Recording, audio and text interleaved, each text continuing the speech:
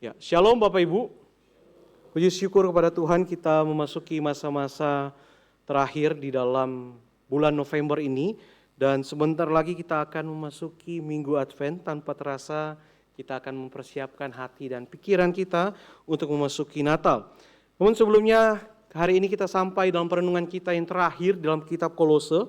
Karena itu dengan tema kebersamaan dalam melayani Tuhan, mari kita membuka satu bagian firman Tuhan di dalam Kolose 4 ayat 7 hingga yang ke-18.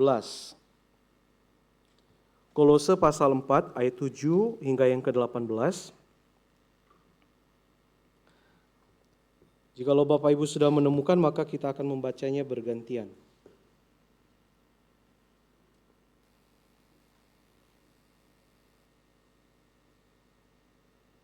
Kolose pasal 4 ayat 7 hingga 18. Saya akan membaca ayat yang ke-7.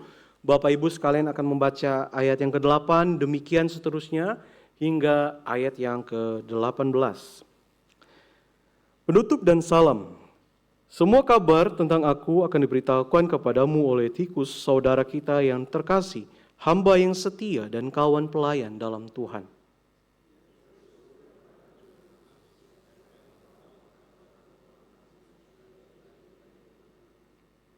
Ia kusuruh bersama Onesimus, saudara kita yang setia dan terkasih, seorang dari antara kamu. Mereka akan beritahukan kepadamu segala sesuatu yang terjadi di sini.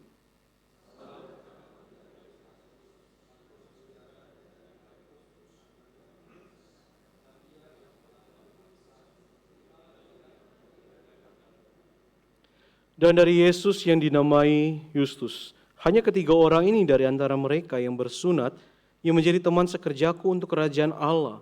Mereka itu telah menjadi penghiburan bagiku.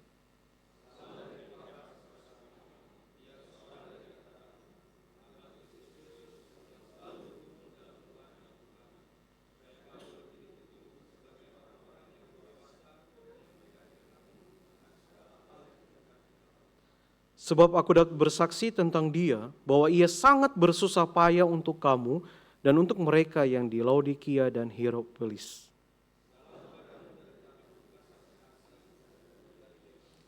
Sampaikan salam kami kepada saudara-saudara di Laodikia, juga kepada Nimfa dan jemaat yang ada di rumahnya.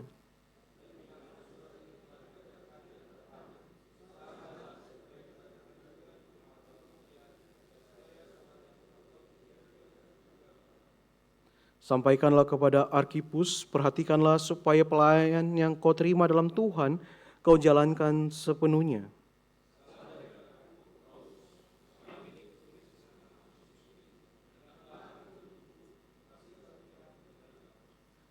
Bapak Ibu yang dikasihi Tuhan, satu negara yang sangat besar, the United States of America.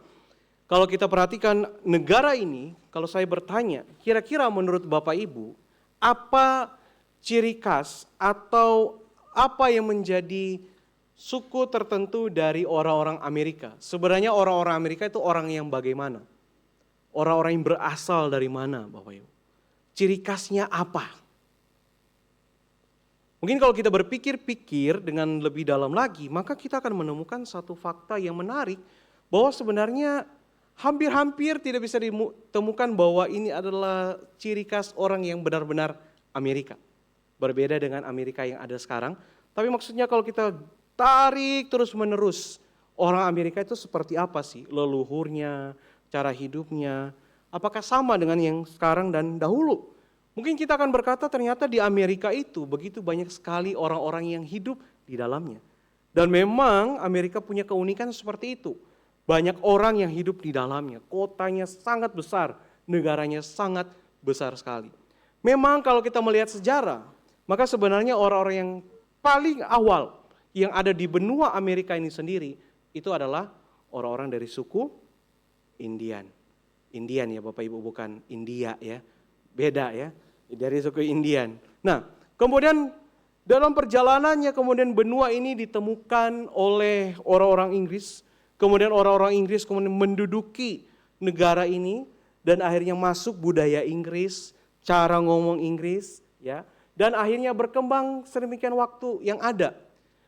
Tetapi di dalam perjalanannya ketika mereka mau merdeka, ya, mereka mau merdeka bebas dari koloni Inggris itu sendiri, mereka menyatakan mereka adalah negara Amerika yang utuh, tidak dapat dipisahkan bahwa mereka sebenarnya aslinya adalah orang Inggris imigran yang akhirnya tinggal dan stay di benua Amerika.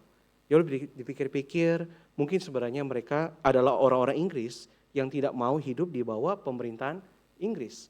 Makanya kalau Bapak Ibu pergi ke sana, maka akan menemukan bahasa Inggris yang dipakai itu beda-beda. Kalau di Inggris misalnya pakai taksi, di sana bisa pakai cab dan seterusnya. Itu beda-beda. Nah, tetapi yang menjadi keunikan yang paling unik di sini, di dalam negara yang besar ini, kenapa dia mengatakan the United States of America? Sebenarnya negara ini punya negara-negara bagian yang cukup banyak, Bapak Ibu. Di dalam negara bagian-bagian ini, mereka tuh punya ciri khas tersendiri. Misalnya negara bagian A punya ciri khas tersendiri, B punya ciri khas tersendiri, dan seterusnya. Tetapi di dalam usaha pemerintah orang-orang Amerika ini untuk membuat mereka bersatu, mereka mengklaim bahwa ini adalah kesatuan dari negara yang besar disebutkan dengan Amerika. Negara-negara bagian ini akhirnya dideklarasi sebagai bagian daripada Amerika.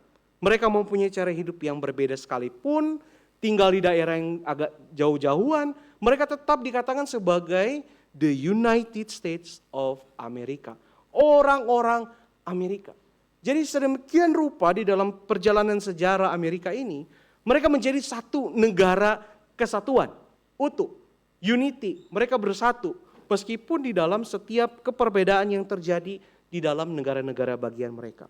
Nah Bapak Ibu, kalau sampai di sini Amerika itu punya satu alasan, yaitu untuk mereka merdeka, menunjukkan identitas mereka sebagai orang Amerika, meskipun hidup di dalam negara bagian yang berbeda-beda, tapi mereka jelas alasan mereka bersatu karena mereka adalah orang Amerika.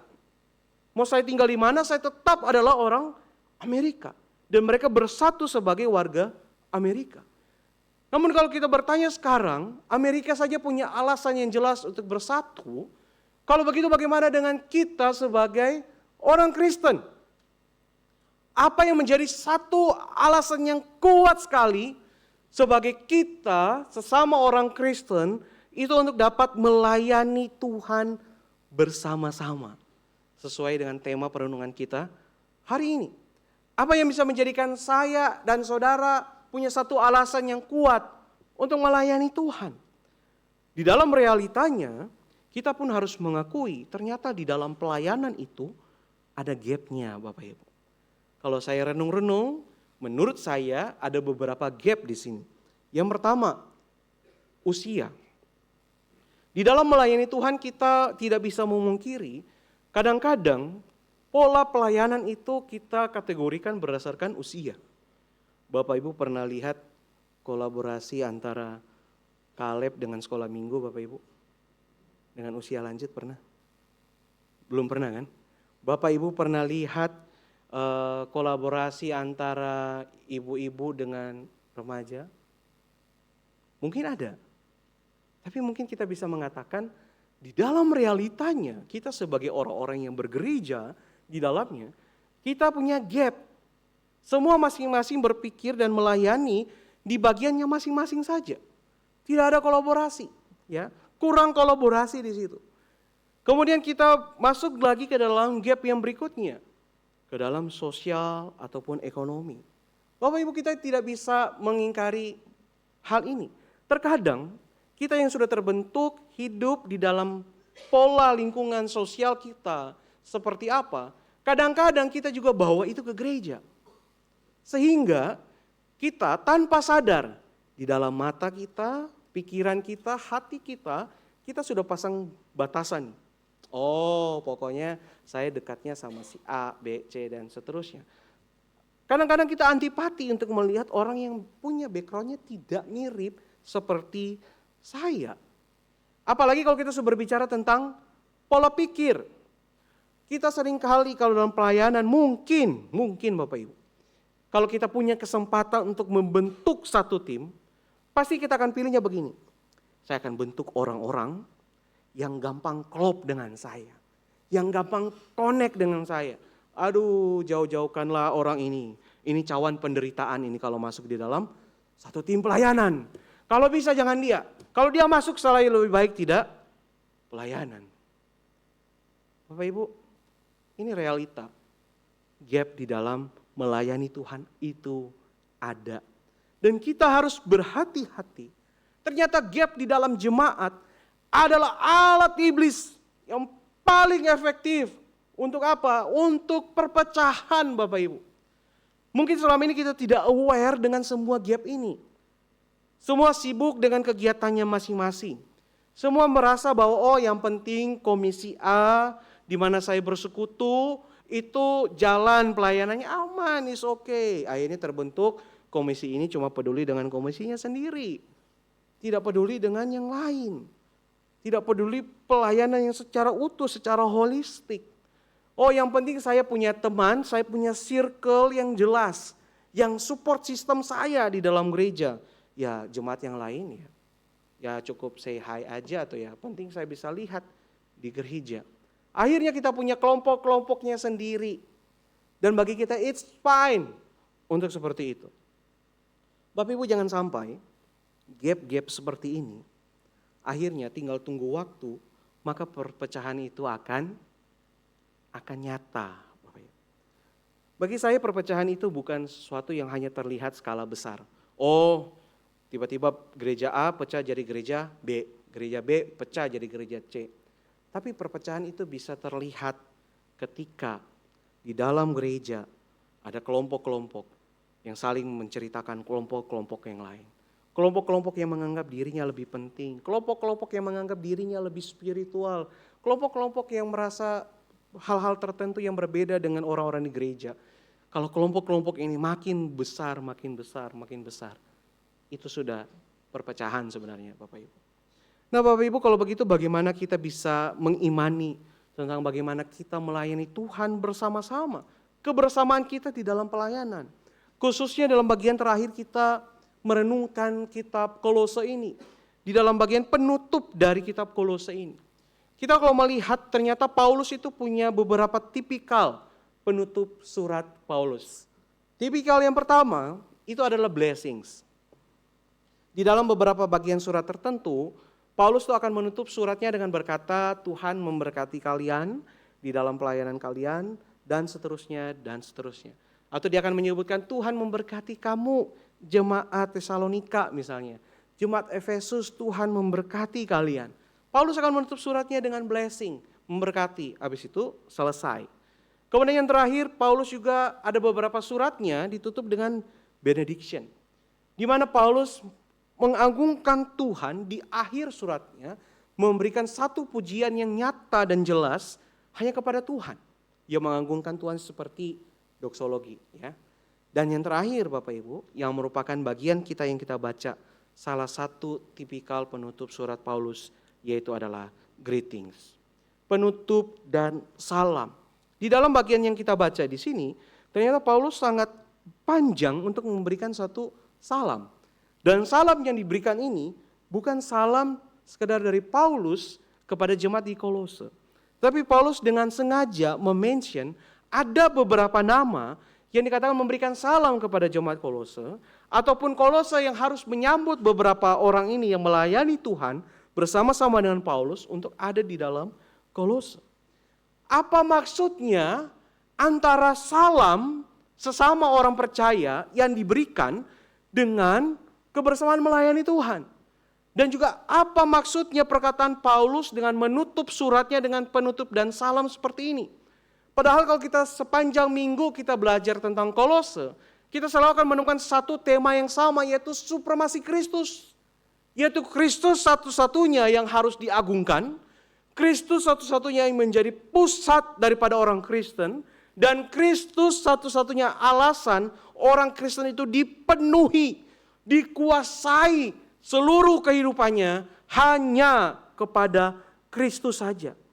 Kita akan menemukan semua bagian daripada kitab Kolose merujuk kepada supremasi Kristus. Apa kalau begitu tentang salam yang berkaitan dengan supremasi Kristus? Kepenuhan Kristus. Paulus dengan sengaja memberikan penekanan tentang salam. Dan inti dari Kolose dengan supremasi Kristus adalah yang pertama seperti ini. Bagi Paulus, dia ingin berkata, salah satu aspek kepenuhan dalam Kristus adalah kesatuan kita sebagai umat Tuhan. Kesatuan Bapak Ibu.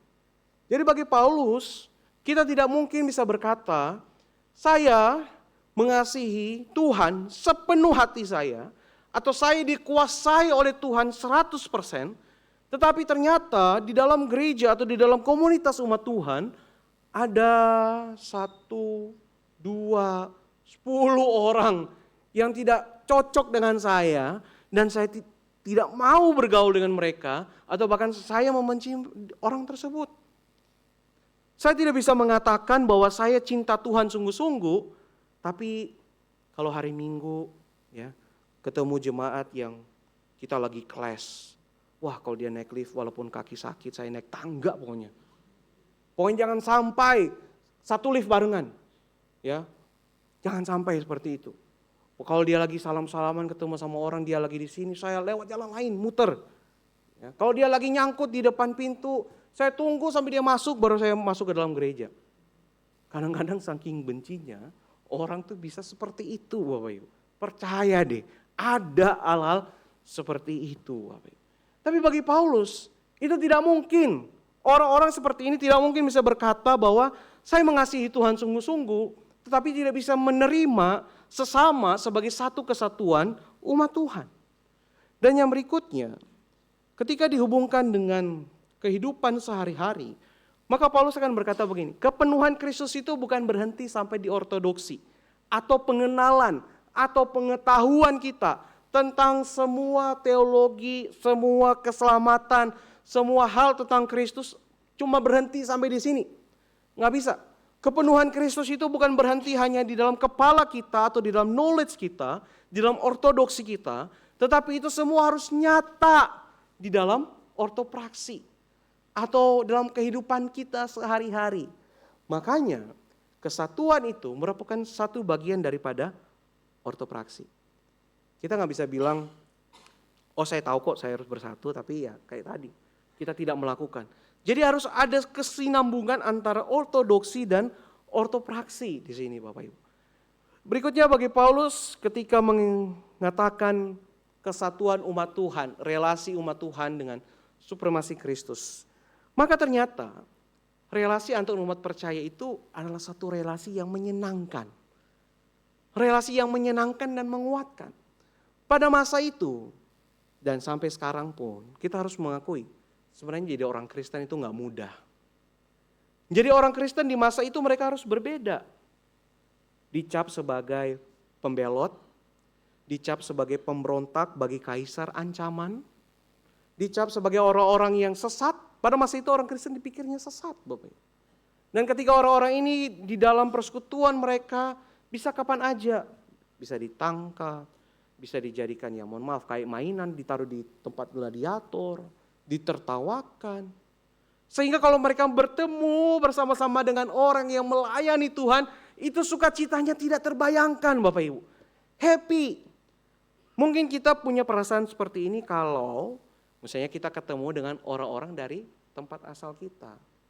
Ya kan mostly di Jakarta dan sekitarnya kita juga sebenarnya mirip-mirip, gak ada orang asli yang di sini. Ya kan? Hampir semuanya rata-rata pendatang. Dan mungkin kalau kita bertemu dengan orang-orang di sekitar, wah, oh dari sini. Mungkin kita ada perasaan happy tersendiri. Nah, perasaan happy inilah yang ternyata hidup di dalam relasi antar umat percaya. Sangat menyenangkan dan sangat menguatkan sekali Bapak Ibu. Itulah sebabnya Paulus tuh dengan sangat jelas mention nama demi nama. Paulus dengan sengaja mention orang-orang ini seperti apa. Paulus dengan sengaja mention mereka, menyampaikan salam mereka. Karena relasi umat percaya adalah satu relasi yang menyenangkan dan menguatkan. Bapak Ibu kalau kita stop renungannya sampai di sini, mungkin kita bisa berhenti dan bertanya-tanya di dalam hati kita. Apakah saat ini relasi kita antar sesama umat percaya adalah menyenangkan dan menguatkan? Apakah saya kalau ketemu teman-teman di gereja, saya senang? Atau jangan-jangan kalau ketemu teman di gereja, saya takut dijudging. Ya, dari cara berpakaian, dari cara jalan, cara berdiri, sampai cara bernapas pun dinilai. Jangan-jangan bisa loh seperti itu Bapak Ibu. Kita malah takut. Kalau kita ketemu orang-orang di gereja, di dalam persekutuan kita rasa dikuatkan enggak? Ikut persekutuan-persekutuan tertentu. Waduh, saya bisa ketemu di LCC misalnya, di komisi misalnya. Wah, kalau saya datang, saya bisa cerita pergumulan saya. Atau jangan-jangan waktu kita ke gereja, ya kita merasa juga tidak dikuatkan. Bapak Ibu, seperti apa relasi antar umat percaya pada zaman saat ini? Masih di Amerika Serikat ada satu gereja yang disebutkan dengan Mars Hill Church. Ya. Gereja ini sangat bertumbuh pesat di awal tahun 2000-an. Jemaatnya Bapak Ibu, 12.000. Ya. 12.000 Bapak Ibu, kita berapa sih? 12.000. Nggak kebayang itu 12.000 dalam satu gereja. Satu gereja bukan satu sinode, 12.000 satu gereja. Benar-benar satu gereja. Ini gereja yang berkembang sangat pesat sekali. Jiwa-jiwa itu bertumbuh begitu banyak secara kuantitas.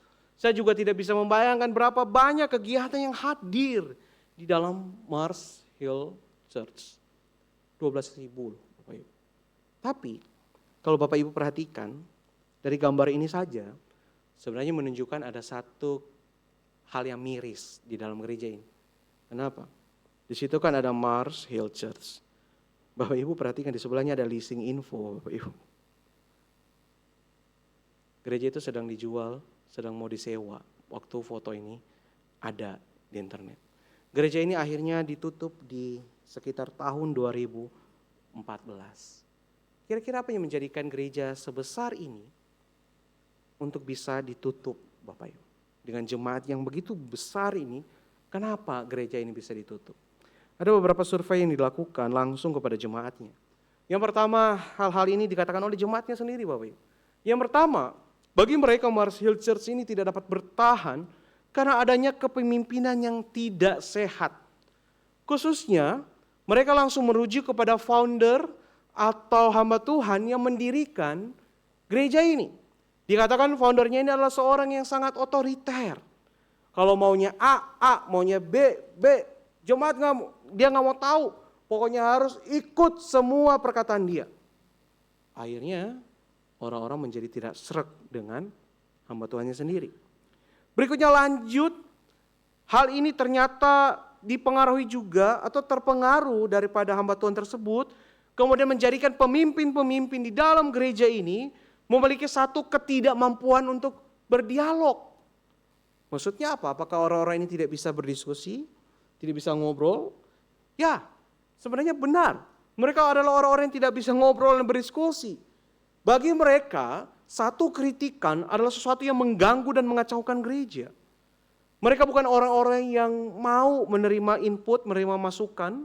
Mereka tidak mau mendengar suara-suara lain selain apa yang sudah mereka pertahankan.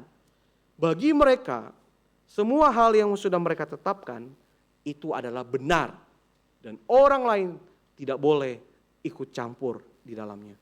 Jemaat yang bukan pemimpin tidak boleh macam-macam. Kasih masukan gak boleh, kritik gak boleh, pokoknya gak boleh semua. Kami yang benar, ketidakmampuan untuk berdialog. Hingga akhirnya ini membawa kepada satu isu egoisme dan kebenaran sepihak. Orang-orang yang sudah merasa diri mereka benar, ketika mereka lihat, orang-orang ini gak benar. Maka apa yang mereka lakukan? Mereka akan saling menjatuhkan di belakang. Mereka akan ngobrol, mereka akan bilang, orang-orang yang tipe ini mereka kurang saat teduh. Mereka tuh orangnya reaktif, orangnya suka marah-marah, orangnya kritik gak jelas, suka menjatuhkan dan seterusnya. Hal ini terus berlanjut. Mereka circle-nya makin banyak. Akhirnya gereja hancur total Bapak Ibu. Saya yakin di gereja sebesar ini pelayanan ada. Kebersamaan dalam pelayanan itu pasti ada. sama-sama jadi tim musik, sama-sama organize satu kegiatan gereja, itu pasti ada. Dan rutinitas yang terjadi itu juga pasti ada di dalam gereja. Tapi ternyata gereja sebesar ini tidak bisa dan tidak mampu untuk mempersatukan setiap jemaatnya. Jemaatnya tidak bersatu sama sekali.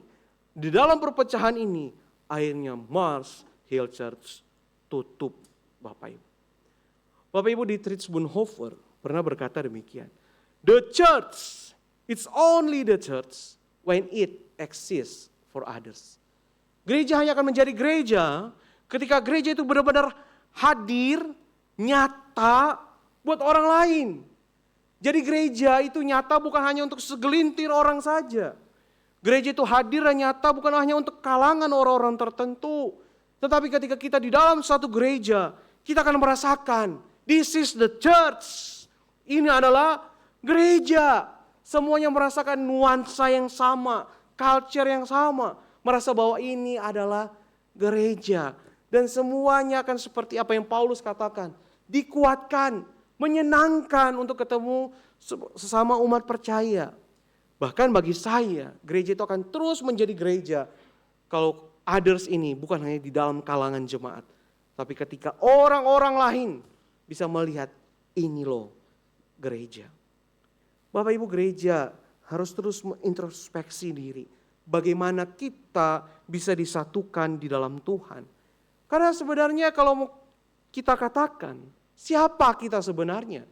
Kita semua adalah orang-orang yang berdosa, bobrok, sama. Saya yang ada di sini dengan Bapak Ibu sama-sama punya dosa. Sama-sama hancur, sama-sama rusak. Tapi yang menyatukan kita, karena kita diselamatkan oleh Tuhan yang sama. Sama-sama diselamatkan oleh Tuhan. Meskipun sama-sama tidak layak untuk mendapatkannya. Kita dipersatukan oleh Tuhan yang sama. Sudah seharusnya kita pun bersama-sama melayani Tuhan yang sama. Bapak Ibu, kita tidak akan menemukan alasan lain untuk kita bersatu di dalam gereja. Kita tidak akan pernah menemukan satu alasan yang cukup kuat untuk kita bisa bersatu sebagai satu gereja.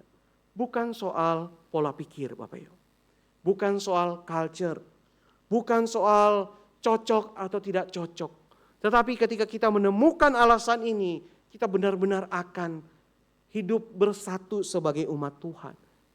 Jesus is the only reason. Yesus adalah salah satu-satunya alasan bagi kita untuk menjadi satu. Kita yang berbeda-beda ini untuk menjadi satu di dalam umat Tuhan. Enggak ada, Bapak Ibu, alasan lain. Kita tuh harusnya unity, not uniformity. Mungkin seringkali kita salah kaprah ya, salah kaprah.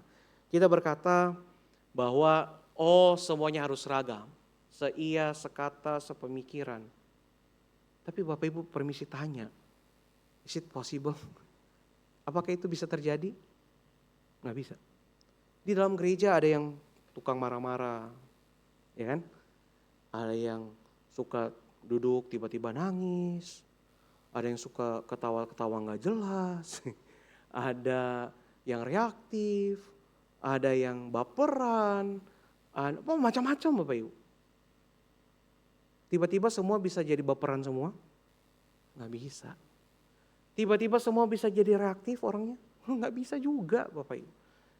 Tetapi semua orang yang berbeda-beda, dengan latar belakang yang berbeda-beda, kita yang berbeda-beda ini bisa menjadi satu kesatuan di dalam Tuhan. Tuhan juga tidak pernah minta untuk kita bersama-sama jadi uniformity, pakai seragam yang sama, pakai cara pandang yang sama, tetapi Tuhan ingin kita di dalam keperbedaan kita, ayo kita bersatu, kebersamaan kita bersama-sama melayani Tuhan. Karena itu kita jangan heran kalau ada orang yang lemah imannya. Ada orang yang kuat imannya. Bukankah yang kuat harus menanggung yang lemah? Kalau orang yang merasa dirinya itu lebih rohani, lebih spiritual, sudah seharusnya orang ini bukan mendiskreditkan orang yang sedang jatuh dalam dosa. Tapi orang ini akan mengangkat orang yang lemah ini. Kita bisa berbeda dan akan terus berbeda Bapak Ibu. Tapi di dalam keperbedaan kita harusnya bersama-sama bersatu. Ada satu contoh lagi, masih di Amerika Serikat. Saddleback Church didirikan di tahun 1980 oleh seorang yang bernama Rick Warren. Bapak Ibu mungkin kenal Rick Warren, bukunya paling terkenal The Purpose Driven Life. Ya. Di tahun 1980, Rick Warren mulai dengan persekutuan kecil-kecilan Bapak Ibu. Di salah satu tempat di rumah, nggak nyampe 10 orangnya. Benar-benar tidak sampai 10.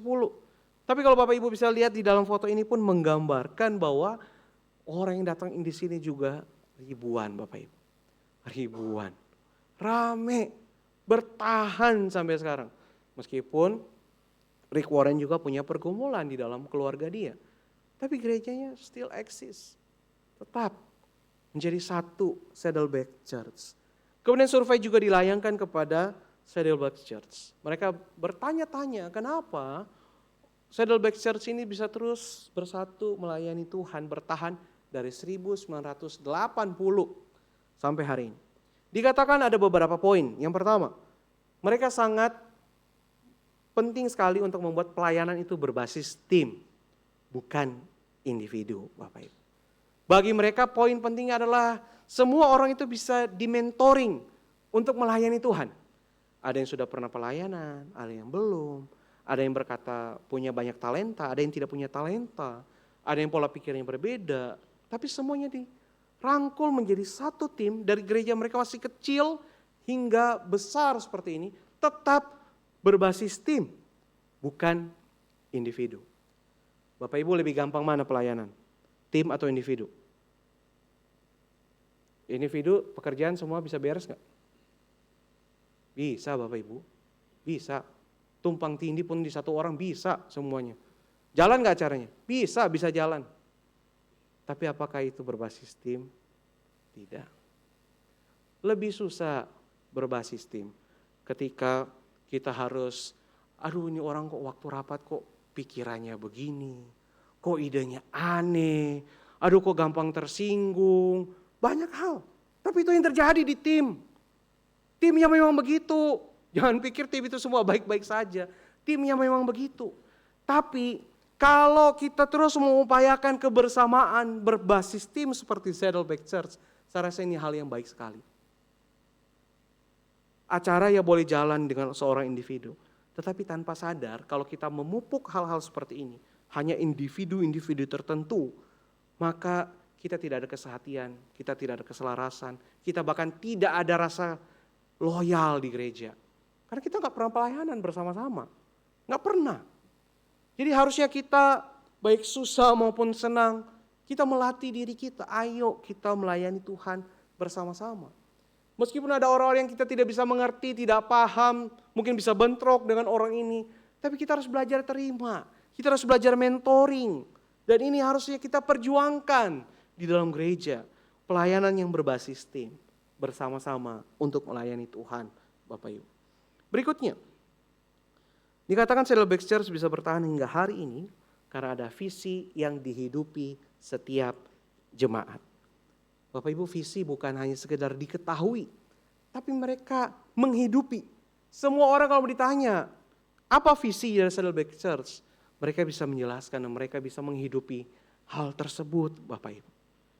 Ketika visi ini nyata di dalam gereja, semua orang yang berbeda-beda ini pun berusaha untuk menghidupinya.